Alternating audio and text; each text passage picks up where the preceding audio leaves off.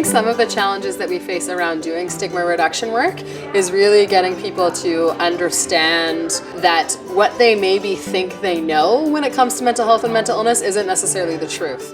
Mental health is a word that everyone kind of shies away from. I have a question for you. What words does society use to describe people with a mental illness? Yep.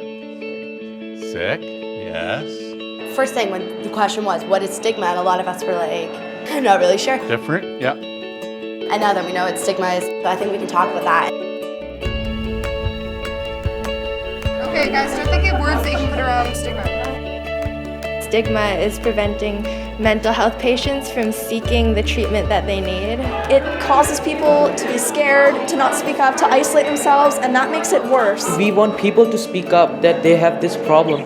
So we have to respect them and we have to treat them well so they don't feel isolated or left out or alone. Psycho or crazy person. Stigma is so predominant that people take at face value completely false statements about mental illness. Having a mental illness doesn't make you crazy or a psycho or a freak. It just means you have a struggle, but you can overcome it and have a recovery to live a normal life and manage it.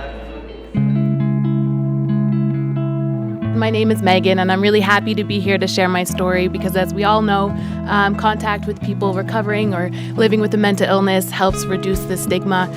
One of the stories really related to me because I saw and I could see her pain and through it. I'd eat lunch in the washroom or sometimes just walk for the whole lunch hour. Other times I'd sit in the bathroom stall and cry or harm myself.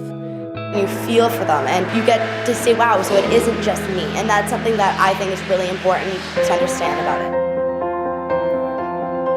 So many adults tell us that when they first started to experience mental health problems, it was in their youth. Therefore, it is so important to attack stigma early on. Like any other health problem, the earlier that something is identified, the better the outcome is bound to be. When you have an initiative like Ending Stigma, I think there are three main steps to get there. You need to create awareness to your audience, educate your audience, and then take action to actually end the stigma.